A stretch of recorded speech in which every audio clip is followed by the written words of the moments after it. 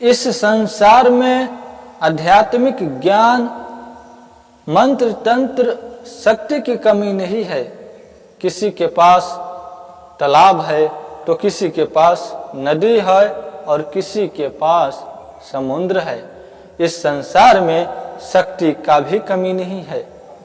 तो किसी के पास क्या है, इसके बारे में जानकारी थोड़ा बहुत विस्तार करना चाहता हूँ, ताकि लोग जो है, जिसके पास तालाब है वह भी घमंड करते हैं, और जिसके पास नदी है वह भी घमंड करते हैं, और किसी के पास समुद्र है वह घमंड नहीं करते हैं या करते भी हैं। तो इस लाइन में मंत्र तंत्र और आध्यात्मिक ज्ञान के मार्ग में थोड़ा सा यदि ज्ञान हो गया तो लोग क्या करते हैं, कहते हैं कि हमने ये जान लिया। अरे तालाब की मेढक यदि तालाब से निकल करके थोड़ा आगे जाता है तब कहता है कि हमने तो संसार देख लिया, और यही चीज उस पर लागू होता है कि आध्यात्मिक ज्ञान के बारे में थोड़ा बहुत नॉलेज हो जाता है व्यक्ति को, तो कहता है हमने यह जानकारी हासिल कर ली, हमसे बड़ा अब कोई नहीं है। जिस तरह से मेढक तालाब से निकल करके देखता है कि यह संसार तो इतना बड़ा है, और मेढक को जाने में तो समय लगेगा, उससे ऊंची चोटी पर चढ़ करके देखेगा तब तो पता चलेगा ना कि यह पृथ्वी कितना बड़ा है।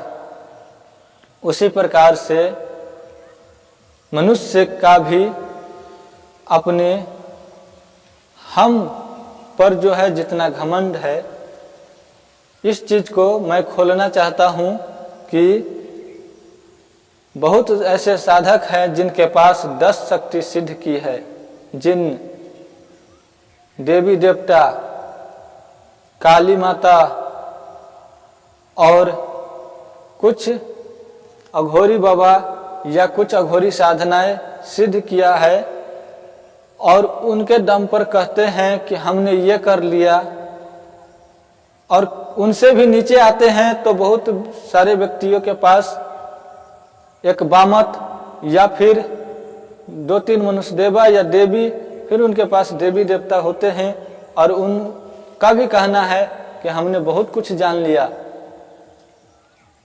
यह कहना क्या उचित है? ये कहिए कि हमें भगवती जितना देता है हम उसी में खुश है।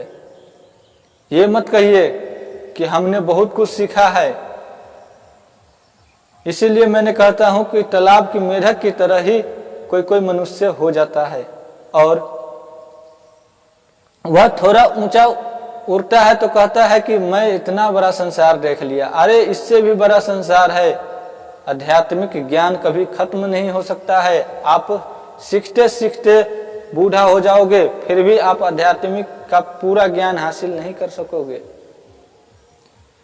इसलिए आप लोग 2-4 मनुष्य देवा या बामत या देवी देवता को आप ले करके चलते हैं तो उनसे आप भले का कार्य करें, किसी के ऊपर दुष्ट प्रभाव न डाले और न किसी के बारे में बुरा सोचे। अच्छे कर्म करे, अच्छे कर्म का अच्छे फल मिलेगा, और बुरे कर्म का तो जानते ही है बुरा फल भी मिलता है। इसलिए अच्छे कर्म करिए ताकि आपको देखकर आपको देखने वाला व्यक्ति भी अच्छे कर्म करे। और रह गया आध्यात्मिक ज्ञान और शक्ति मंत्र के बारे में, तो यह बहुत बड़ा समुद्र है जिसमें डूबोगे तो कभी निकल नहीं पाओगे। कितने वर्ष आप इसमें लगे रह जाओगे फिर भी यह चीज प्राप्त नहीं कर पाओगे। यह आध्यात्मिक ज्ञान भी इतना बड़ा शक्ति और इसमें भी ज्ञान है। इसलिए आपको जितना मिलता है आप उसी चीज को हासिल करें, और आप कितना ज्ञान प्राप्त करना चाहते हैं यह आपके ऊपर निर्भर है। यह आध्यात्मिक ज्ञान बहुत बड़ा समुद्र है। इस समुद्र में से आप कितना लोटा जल निकालना चाहते हैं यह आपके ऊपर निर्भर है। और आप कभी भी ये मत कहना कि हमने इतना बड़ा शक्ति हासिल कर लिया है। यह संसार बहुत बड़ा है और इस संसार में बहुत बड़ी बड़ी शक्तियां हैं और बहुत बड़ी बड़ी शक्ति का मंत्र भी है और वह कार्य भी करता है। हो सकता है आपके पास 10 बड़ी शक्ति है, हो सकता है आपके पास 100 बड़ी शक्ति है, किसी के पास 1000 5000 बड़ी शक्ति हो सकता है।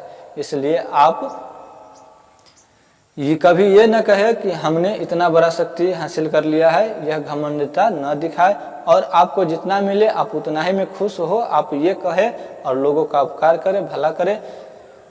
और इस चैनल को सब्सक्राइब नहीं किए हैं तो कर लीजिएगा, बगल में बेल आइकन दिया होगा उसको भी दबा दीजिएगा।